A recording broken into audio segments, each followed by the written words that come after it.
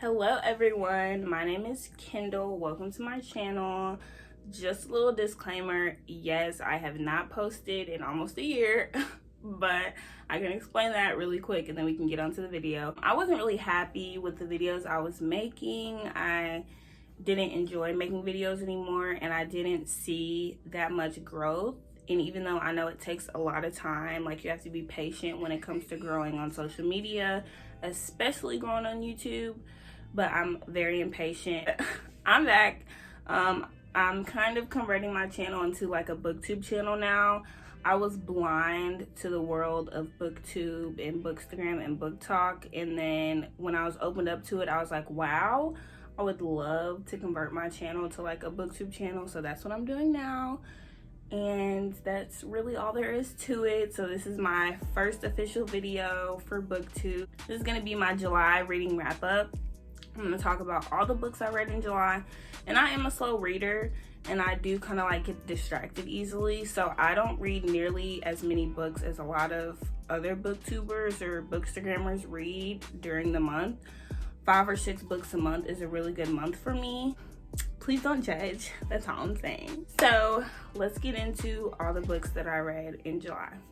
Okay, so the first book I read in July was Addicted to You by Krista and Becca Ritchie. This is about Lily and Lauren. They're best friends and they grew up together. They live together now. They're both in college and they both have addictions. Lily is addicted to sex. Lauren is addicted to alcohol. So you kind of, throughout the book, you just go through how their addictions conflict with each other and how they grow as from best friends to lovers. It is a best friends to lovers trope. Best friends to lovers isn't my favorite, and this kind of enticed me because of the addiction part. I really wanted to see how it would be written, how they deal with so you go throughout the book with them dealing with it, and they're kind of putting up this facade that they're together in a relationship, like to the rest of the world, but they're really not. And you just see how everything kind of comes crashing down on them and how they deal with it. So I gave this book a 3.5 out of 5. It was okay to me. I mean, I liked the characters, but I didn't love the characters. And this is the first book in the Addicted to You series. So I didn't really feel the need or the desire to read all the other books. And I was just kind of like, I mean, it was okay, but I did like Lily and Lauren together. You can tell that they would do anything for each other and that they really love each other despite the two things that they're going through. That's really all I have to say about it. If you are gonna read this, I suggest looking up trigger warnings. If like alcohol or any type of addiction upsets you or triggers you, I do recommend looking up trigger warnings. So the second book I read in the month of July was 5 Total Strangers by Natalie D. Richards. It's about a girl named Myra. She is on a flight on her way home in December. Pretty sure it's Christmas Eve, I think. But she needs to get home for the holidays to her mom.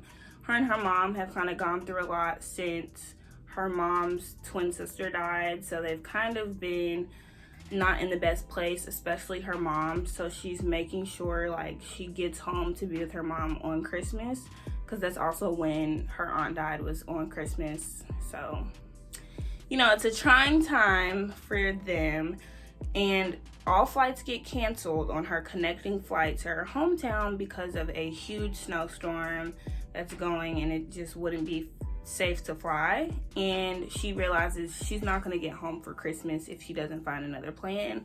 So being desperate to get home, she accepts a ride from a complete stranger, and she's now in this situation with 5 complete strangers. They're all trying to get home through this blizzard, and all their flights have been canceled and all that. Throughout the book, you just go through, I don't know how to explain this book. The concept is very simple. It's just hard to explain. I'm not that good at explaining things. But basically, she catches a ride with these strangers and things get weird. That's all I can really say to describe it. This book was okay. I rated it a 3 out of 5 just because I've read a lot of mysteries and thrillers that are much better than this. A lot of whodunits that are much better than this. and that'll leave you on the edge of your seat. There was some parts in this where I was kind of like, okay, what's gonna happen? Who did it? Like, what's going on? But at the end of the book, when everything's figured out and all the loose ends are tied up, it's just kind of like, oh, okay. Well, that wasn't very exciting, but you know, I just think it's your average mystery slash thriller. I would recommend this to maybe high schoolers that want to get into mystery and thrillers but don't want anything too like shocking. I've read mysteries and thrillers that just do it more for me than this did. The third book I read in July was People We Meet on Vacation by Emily Henry.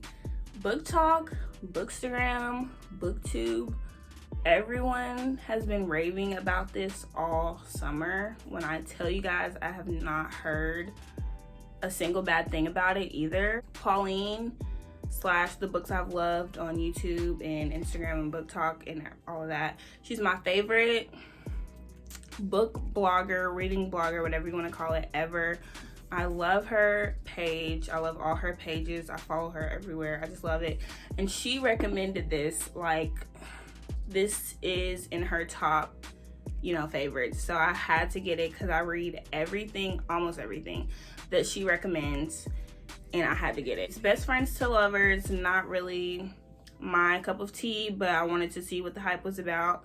And it's about Poppy and Alex. They're best friends. They go on a vacation every year, and during the time of the book, it was a couple years ago where they stopped going on vacations because they kind of fell out and something happened and all that good stuff. I can't get into too much of it. I don't want to, you know, spill too much, but basically it's just they reconnect one summer and they go on a trip to rekindle their friendship, figure out, you know, everything that happened, lay it all out on the table, talk about it, and yeah.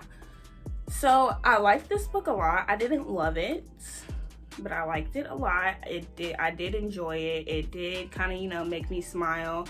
I really like Alex and Poppy together. I think they're perfect for each other, and I really liked the way it ended. So I did give it a 4 out of 5. If you like Best Friends to Lovers, I definitely recommend this. And like I said, I don't really like Best Friends to Lovers, but I really did like the Best Friends to Lovers trope in this book, so I did give it a 4 out of 5. I will recommend it. Probably won't read it again, but I did like it overall. The fourth book I read was Lock Every Door by Riley Sager. I don't know if it's Sager or Sager or I don't know, but it was Lock Every Door. This book, I haven't heard too much about it, but I did, from what I did hear, everyone said it's a really fast-paced mystery / thriller, and once things like get to going, they don't stop and you're just on a wild ride. And I could not agree more. I was on the edge of my seat with this because there were so many twists and turns. It was literally like being on a roller coaster. There were so many twists and turns, but not in a bad way, not in where it was confusing.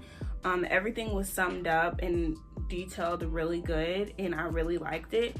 And the book took a direction that I was not expecting at all. Like, it took multiple directions that I was not expecting, and I was like, what? So you kind of like get fooled because you think like, okay, I can easily figure out who did this and blah blah, but it surprised me a lot, and I'm really glad I read it because I really needed a good mystery / thriller. Let me tell you guys what it's about. But it's about this woman named Jules, and she's going through a hard time. She lives in New York City. She's going through a hard time. She lost her job. She's living with her best friend on the couch, so she's not in the best financial situation. And she sees an ad in the paper for an apartment sitter, so she would get paid to, you know, live in an apartment, which was kind of perfect for her because she's, you know, pretty much homeless. She doesn't have that much money left. All her money is running out. And the apartment sitter position is at one of the most famous buildings in New York that houses like top A-list celebrities and all that good stuff, and it's really nice. So it's kind of like a dream come true. that she found this ad. So while she's in the apartment and she's living there, there are a lot of rules to follow, and things get very concerning and very weird. So she's kind of just trying to figure out what's going on.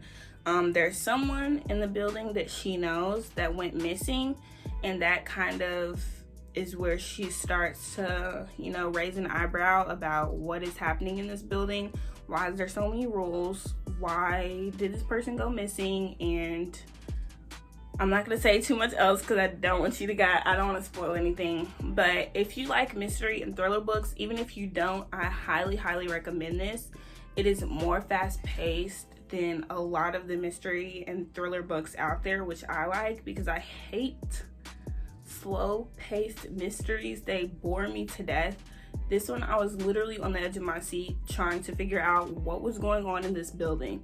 So I highly recommend it. I gave it 5 stars. Everyone, I gave it 5 stars. I definitely recommend this one. Okay, so the last book I read in July, I was skeptical at first. When a book is overly hyped on social media, I almost don't want to read it. Like, I do because I don't want to miss out on all of the things that are happening and everyone talking about it. So I kind of have FOMO, and that gets me to purchase it or check it out or something and read it. But I just hate like when books are overhyped and I read it and I'm disappointed. So that kind of steers me away from buying books that are super hyped. But this one, I was like, you know what? Everyone's raving about it. I haven't heard one bad thing about it, so I'm gonna get it. And that was Red, White, and Royal Blue by Casey McQuiston. I hope I said that right. This book, oh my God. I'm in love with this book. I'm gonna keep it forever. I'm not like giving this away. I'm not gonna sell it. I don't even know if I want people to borrow it to read it, just because I love this book so much. This author, she wrote this like perfectly. She wrote it perfectly. So this book is about Alex and Henry. Alex is the president of the United States' son. So he's the first son of the United States. And might I add, the president is a woman. So she's his mom, which I love. First president of the United States, female. I love it, even though it's not real.